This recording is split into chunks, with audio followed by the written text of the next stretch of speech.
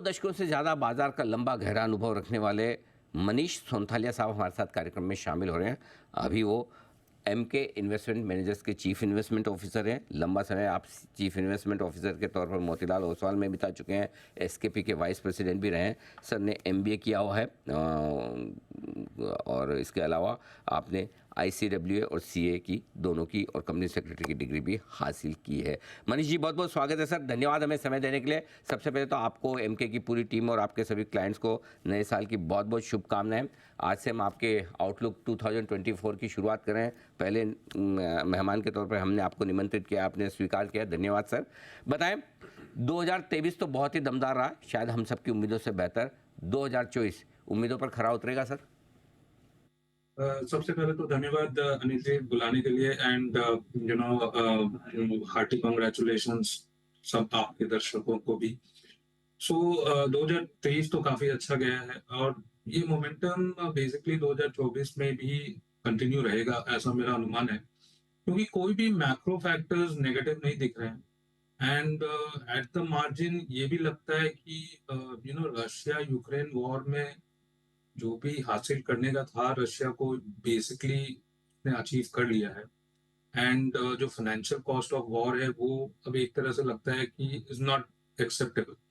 तो अगर एक और मैक्रो फैक्टर्स थोड़ा सा बैकफुट पर जाता है तो मेरे हिसाब से तो global markets India markets likely to continue momentum. Earnings growth broadly 15 से 18% का आएगा ही एंड वैल्यूएशन बहुत ज्यादा एक्सपेंसिव नहीं है।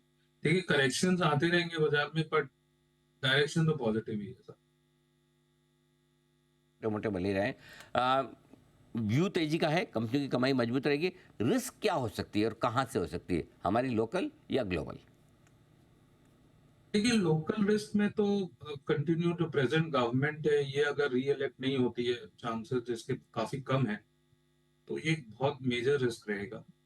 एंड अदरवाइज ऑयल प्राइसेस अगर स्पाइक करते हैं फॉर वॉट एवर रीजन, लगता तो नहीं है कि बहुत ज्यादा ऑयल प्राइसेस में भी मूवमेंट होगी ऊपर की तरफ। सुएज कैनाल वाला जो मैटर है, केप ऑफ गुड होप के थ्रू अगर तेल आता है, थोड़ा बहुत इन्फ्लेशनरी इम्पैक्ट हो सकता है, बट वेस्टेड इंटरेस्ट काफी है कि ऑयल प्राइसेस नीचे रहें, पर्टिकुलरली यूनाइटेड स्टेट्स।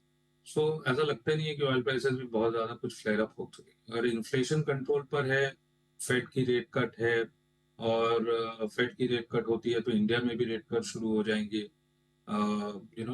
डिमांड मोरलेस ठीक ठाक है, 7% की जीडीपी ग्रोथ Q2, तो 6.5% के करीब ग्रोथ FY25 में अगर देखने को मिलती है तो बाजार सस्ता है।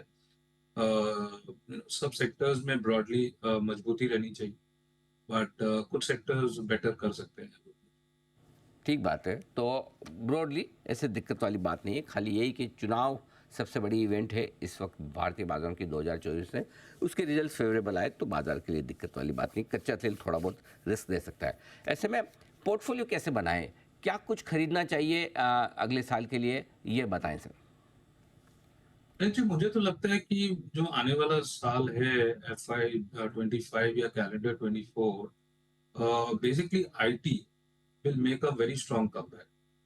फार्मा का एक नया दौर शुरू होगा ऐसा मुझे लगता है। पब्लिक सेक्टर बैंक्स जो काफी सस्ते हैं, ये कंटिन्यू रहेगी। एनर्जी और उनके रिलेटेड जितने भी वैल्यू चेन में आइटम्स हैं, production, financing, conductors and all of that, वो सब काफी एक्टिव रहेंगे।